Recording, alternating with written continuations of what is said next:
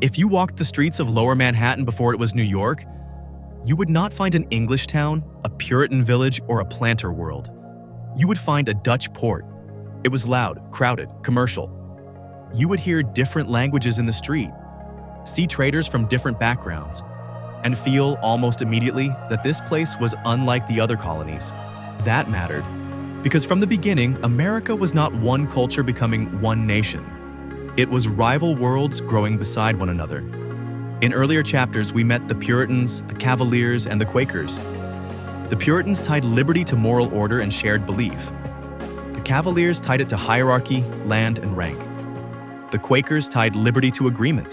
The Dutch merchants were different. They did not build their world around purity, and they did not build it around aristocracy. They built it around exchange, around contracts, around the restless energy of trade. That gave New Amsterdam a different kind of liberty. Not liberty through moral order, not liberty through hierarchy, not liberty through agreement, but liberty through trade. That sounds modern when said too quickly. It was not modern, and it was not sentimental. This was still an imperial colony, still a frontier, still a place where profit, power, and force could sit very close together. To understand these people, we have to go back to how New Netherland began. Because New Amsterdam was never just a town, it was a company colony. The Dutch West India Company did not cross the Atlantic to create a holy commonwealth. It came for trade, for shipping lanes, for profit. That shaped everything from the start. Authority felt more corporate than sacred, more transactional than paternal. People were not drawn only by doctrine. They came for land, opportunity, trade, and movement. This was a colony built to make things happen. And so from early on, New Amsterdam felt less like a village of one people and more like a rough commercial crossroads, a place where strangers had to learn to live beside one another quickly. That gave the colony one of its most striking features. Diversity was not an accident at the edges. It was built into daily life. Religion, too, had to be handled differently here. Rigid unity was harder in a place this mixed. So tolerance often appeared less as a sermon and more as a practical necessity. That does not mean the Dutch were modern champions of universal liberty. They could be exclusive, they could be hard, but they often found it easier to live with difference than their neighbors did. In authority, they trusted administration. In property, they trusted contracts. In order, they trusted rules strong enough to keep commerce moving.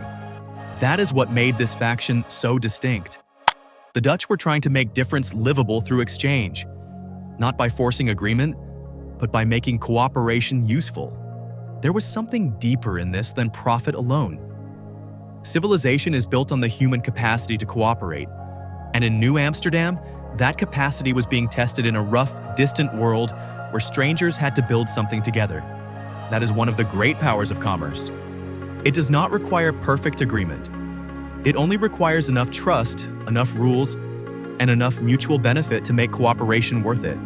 In that sense, the Dutch were tapping into something profoundly human. Not just the desire to possess, but the ability to divide labor, exchange value, and create more together than any one group could build alone. But that did not make New Amsterdam a polished success. Far from it. The colony could be disorderly, unstable, and poorly governed. Corporate colonies have their own weakness. A distant company may care more about profit than civic life. And the people living there eventually notice. That gap mattered. Because a settlement can survive roughness for only so long. Eventually, someone has to impose order. That is where Peter Stuyvesant enters the story. Not as the founder of New Amsterdam, but as the man sent to harden it. He arrived in 1647. The colony he inherited was commercially promising, but politically and socially unsettled. He was not a soft man. He believed in discipline, in firmer authority, in making the colony function. That matters because New Amsterdam was not simply a city of free merchants making happy bargains. It needed government, and Stuyvesant meant to provide it. Under him, authority became more visible.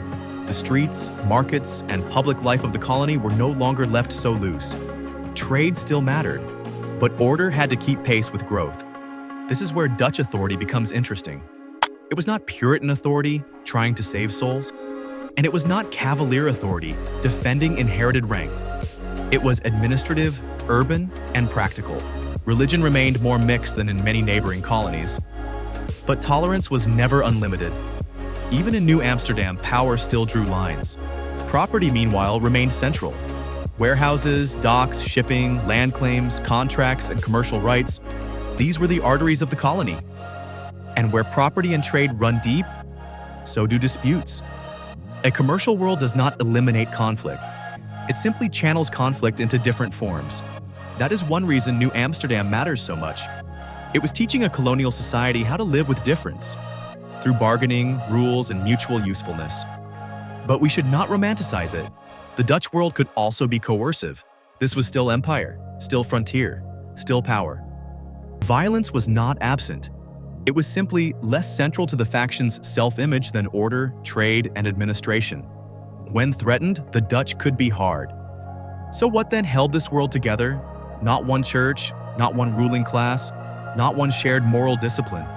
It was held together by exchange, by contracts, by civic rules, by the practical need to keep the port alive. And for a time, that was enough. New Amsterdam grew. It functioned. It became something unusually alive in the colonial world. But commercial cohesion has its limits. Prosperity can make difference livable. That does not always make loyalty deep. That weakness matters when harder power arrives. And in 1664, harder power did arrive. The English came for the colony. This was the pressure test the Dutch world could not avoid. When a society is held together largely by trade and administration, what is it willing to fight for? Stuyvesant wanted resistance, but many of the city's inhabitants were less eager to burn their prosperity in a doomed defense. That, too, tells us something. New Amsterdam had been held together by commerce, order, and usefulness. Those were real bonds. But they were not always the kind of bonds that turn prosperity into loyalty under pressure. New Amsterdam surrendered. It became New York. The Dutch lost political control of the colony. But that was not the end of the Dutch story. Because power changed hands faster than habits did, and some of the deepest habits of the place endured. The city remained commercial, plural, practical, suspicious of rigid uniformity. That inheritance matters. Because one of America's deepest urban instincts did not come from Puritan meeting houses or southern plantations. It came in part from this Dutch port. The Dutch merchants showed that people with different languages, backgrounds, and beliefs could live together and build something dynamic.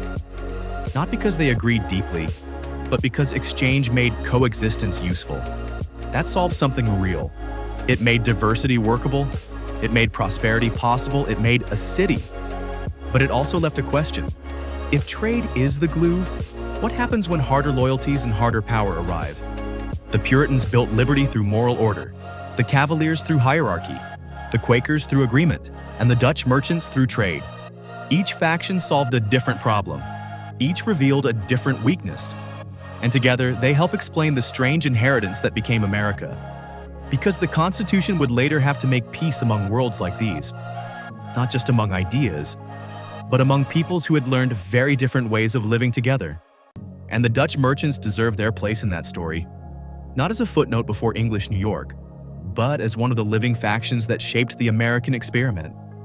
For the fight for liberty never ends. It only changes hands.